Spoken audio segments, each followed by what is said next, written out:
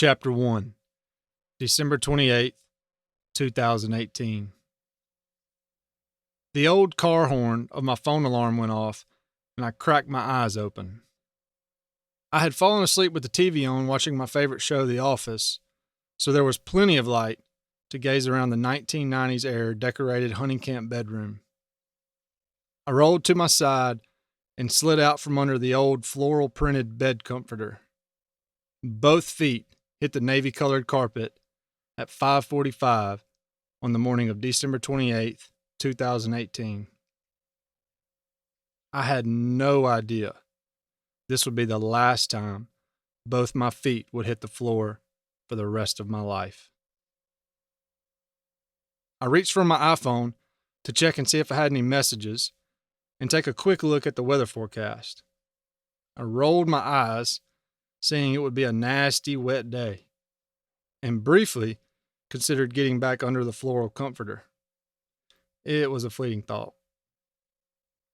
The other guys in camp would not let me get away with this, and had I tried, they would have made me more miserable than facing this day. Or so I thought. Against my wishes, I stood up and walked to the light switch by the door. And once the light removed the darkness, I grabbed my duffel bag and dug through it, determined to find the perfect outfit. Although it's never really discussed, hunters have a strong desire to be the best dressed in the duck blind. I picked out a solid, tawny-colored plain long-sleeve shirt, Redhead brand khaki work pants, and a pair of patterned, fuzzy, warm wool socks. My outer ensemble would be a solid brown North Face soft shell jacket, which perfectly mismatched my pair of Natural Gear banded waders. Meryl Streep would be real proud. The temperature was supposed to start in the high 40s, then climb to the mid 50s by lunch. And once I got my perfect outfit just right, I headed down the short hall for the camp kitchen. My first stop was the Keurig in the corner. Coffee is a necessity for the avid duck hunter. I crave the taste of a hot cup of dark brew in the blind before sunrise almost more than I crave ducks landing in the decoys. However, I would not be in a blind that morning, and I had to quickly enjoy my delicious black coffee at the camp.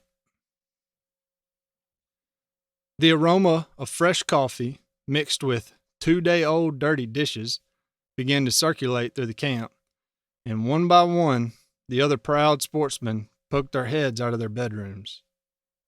Each man performed his morning ritual, and some of these rituals are best left unsaid. No one was bursting with excitement. Everyone saw the weather would be awful, and we all knew the hunting would likely be the same. This hole is not what I would call consistent. Sometimes it's a bang, and sometimes it's a bust, which is typical for most duck holes in the South these days.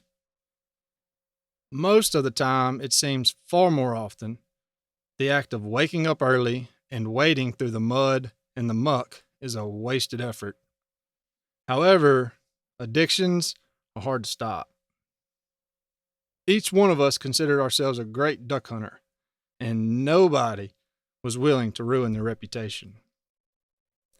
We powwowed in the kitchen and confirmed our plan to split up and hunt in small groups. I was going to solo that morning.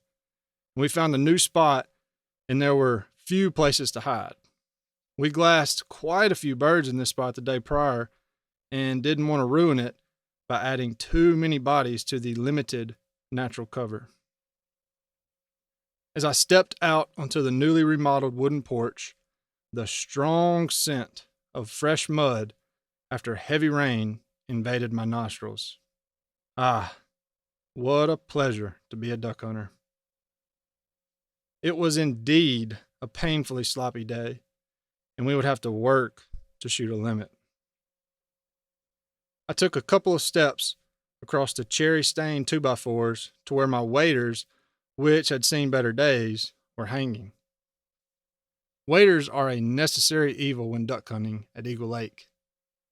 They are no fun to put on and wear, but unless you enjoy getting as muddy as a barn animal, you better have a pair. I slid my feet into the boots and pulled the waterproof upper to my chest. I tried to snap the belt and grunted, realizing I had to let it out a touch. Guess the burgers and beer last night didn't do my waistline any favors, I thought. After that, I skipped down the brick stairs while humming Tuesday's Gone by Leonard Skinner and beeline to my truck across the camp yard. The coffee was working. I recited the list of necessities in my head: gun, calls, shells, decoys, bucket, and gun case. I opened the back door of my Ford F-150 and started sorting through the junk. My back seat is always a wreck that time of year. For me, this is when hunting and selling season coincide. I have everything necessary to sell a pallet of cottonseed and bag a limit of ducks all before lunch. The weather was also nasty the morning prior, so after yesterday's hunt, I pulled my shotgun out of the case so rust would not build up on it. I loved my 12-gauge Beretta A390. My dad bought me this shotgun on my 18th birthday, and I had gotten his money's worth over the last 11 seasons. I knew the story behind every nick and scratch. I had grown to love how the gun shouldered to me, and I was confident in taking any shot with it. When I shouldered it, it felt like an extension of myself. I had brought down several limits with it, and I was hoping to bring down one more that morning. My old Beretta did not have a Cerakote finish, so meticulous care was needed to keep it in peak form. I grabbed the shoulder strap to retrieve my gun because it would take the least effort to reach. As I fished it up from the explosion of junk it was buried under, something I didn't expect happened. The carry strap, which had been married to my Beretta for the past 10 seasons, filed for divorce. A brief panic, followed by a mild annoyance, crashed my mood. I mumbled a few four-letter words and kicked the side of my truck, hoping my broken gun strap somehow noticed how upset I was. Since I would have nothing but water and flimsy coffee beans around me, I would have to dreadfully hold my gun the entire hunt. And because Beretta didn't care for convenience, any spare straps lying around the camp were useless. The A390 model requires a unique strap because it does not have a swivel stud on the end cap. Annoying. I quickly moved on from my heartache and continued gathering my gear. It was time to move on from my unfaithful gun strap. After all, there were plenty of willing companions at Simmons Sporting Goods. I grabbed my camouflage gun case, fully expecting its deceit, but our bond remained strong. I carefully slid my Beretta down into it, hoping not to upset it in any way. It was now time to load everything on my cousin's trusty Honda Rancher four-wheeler. I made sure he noticed the paint was starting to chip, so he couldn't blame it on me later. After securing all my gear, I perched up on the leather seat. I glanced around and noticed I was the first one ready. It is known among duck hunters that the first one ready gets the privilege of heckling everybody else for being slow. Personally, I love this tradition. I am famous for my natural talent for being a jackass. After my unwelcome bickering, the others finished loading up. My cousin, David Joe, was driving a squatting in the rear Polaris Ranger that was loaded down with 4 hunters, their gear, and a dog. I had the Honda Rancher all to myself. I asked him which way he thought I should drive into my hunting spot. I had 2 options: a muddy turn road through the farm or a smooth blacktop road. He gave me a dumb look and said, "You're kidding, right?" I said, "I just wanted to make sure you were thinking the same thing I was." We then cranked up and pulled out of the ill-lit camp yard. As I pulled onto the road, it dawned on me that I had forgotten shotgun shells. The only thing worse than forgetting shells is forgetting your shotgun. Luckily, I hadn't gone far, so I turned around and headed back to my truck. When I got within striking distance, I leaped off the rancher while it was still rolling. I wanted to hurry so the others wouldn't see that I had forgotten something. The heckling would have been returned if they found out I had broken tradition. I emptied a box in my chest pocket, then grabbed 2 handfuls from another box and stuffed them into my jacket. I figured 35-ish shells should be plenty for a crack shot like me to shoot a limit of 6 ducks. I shuffled back over to the rancher that had barely come to a complete stop and hit the gas. When I grabbed the handlebars, a thought came to me. Maybe the blacktop would be too dangerous at night. This was Eagle Lake, where the Redneck Yacht Club originated. There was a solid chance I could encounter a drunk down on his luck after hitting the Vicksburg casino all night.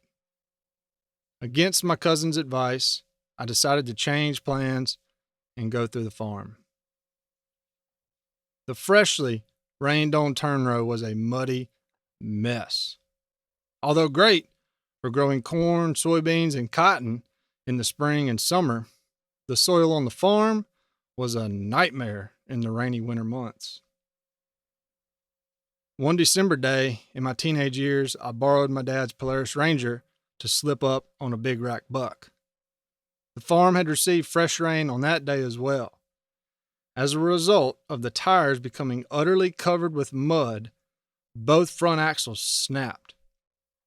Because I was a broke teenager, my dad had to foot the bill. What I know now that I did not know then is that you must drive the tires through every water puddle you encounter. This keeps mud from building up to the point that the tires will no longer spin. While driving down the turn row, I was challenged to a friendly game of what I call Dodge the Flying Mudclod.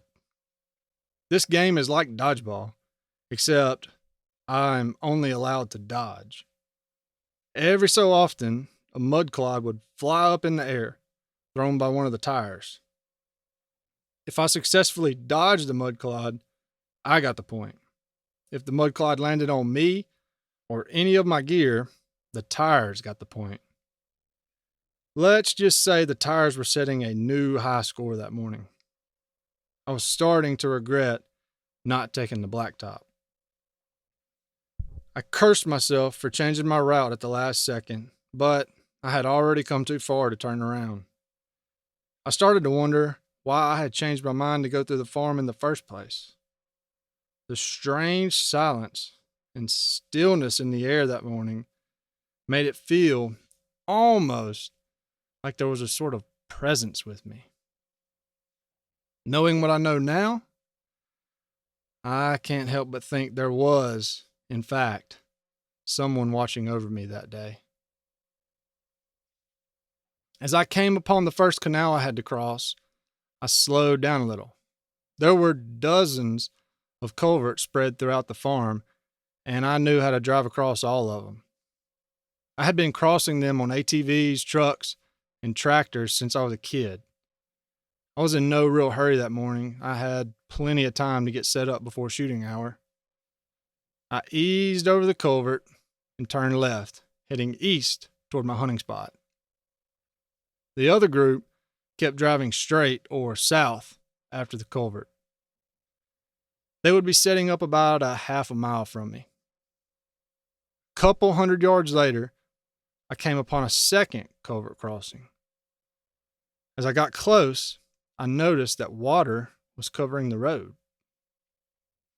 This was not too alarming. Large farm equipment crosses these culverts every day through the spring and summer. So they're built very wide and easy to navigate. I knew the water depth was only a couple inches deep over the culvert crossing, but still, I slowed down to make sure I was centered.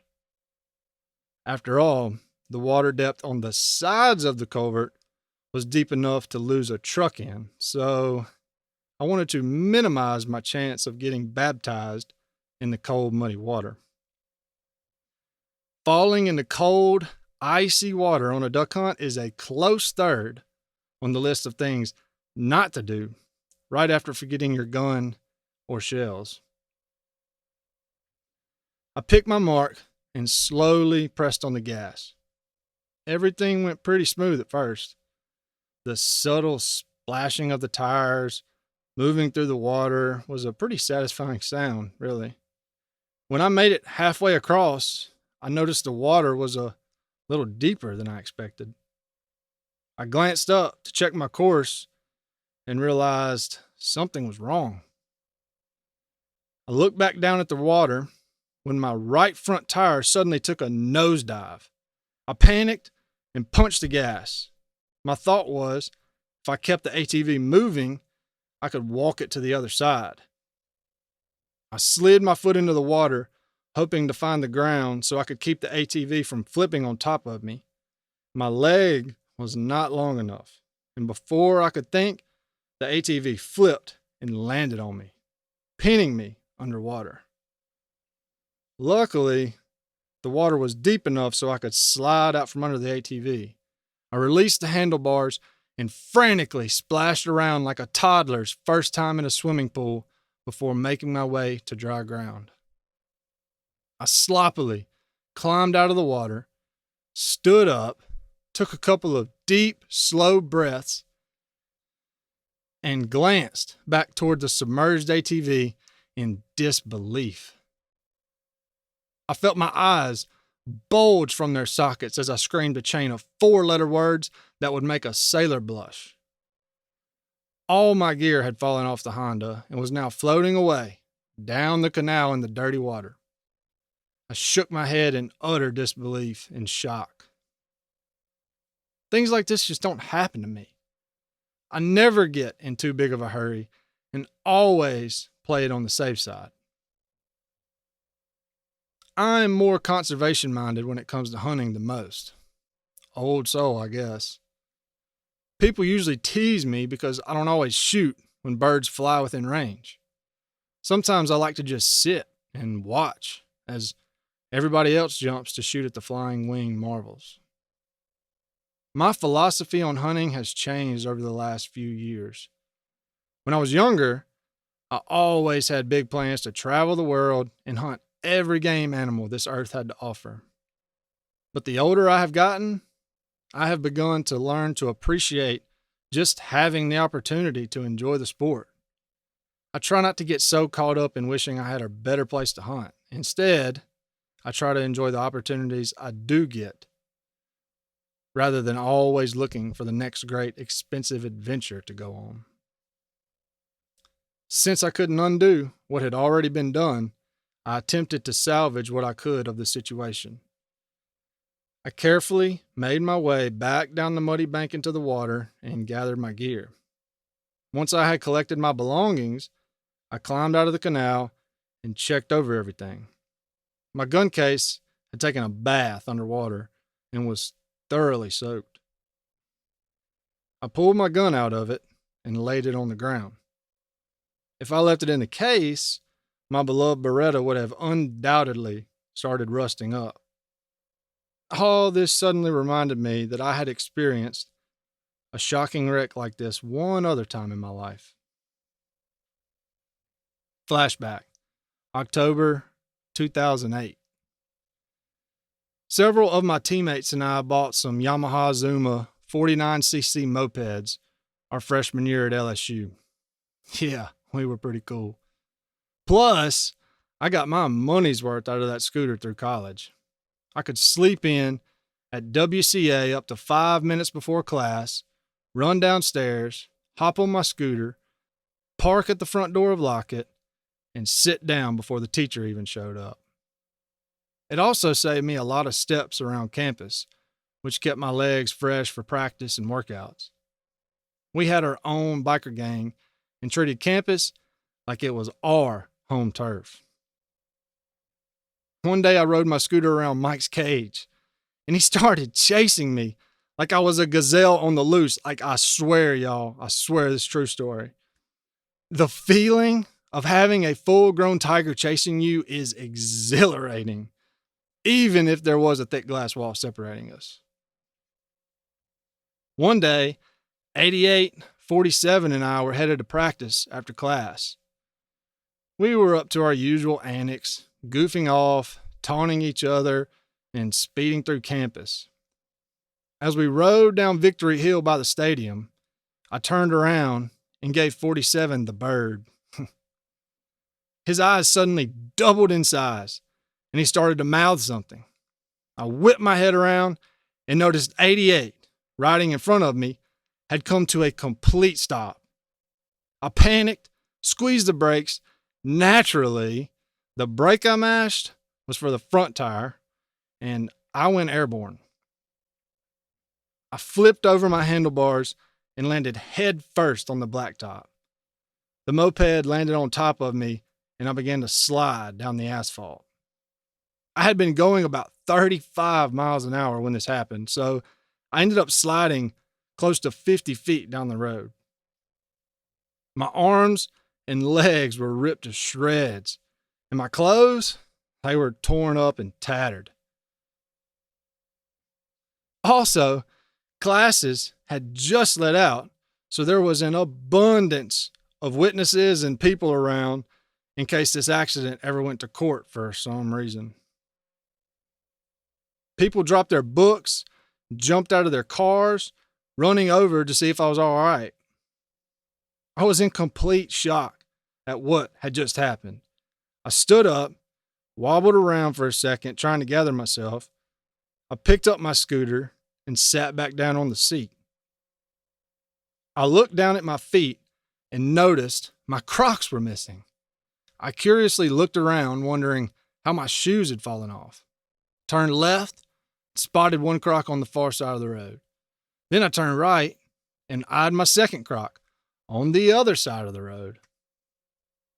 I dropped the kickstand on my moped, gathered my shoes, sat back on the seat, cranked up, and headed to practice. When I got to football ops, I felt overwhelming nausea come over me. I looked at my knee, and I thought I could see the white bone of my kneecap. Luckily, 88 and 47 helped me walk into the training room, where I laid on a table and felt like I would throw up. I rolled to my side and puked my guts up for 10 minutes. Let's just say I didn't make it to practice that afternoon. To this day, I still have a massive scar on my right knee to remind me never to flip people off while riding a moped.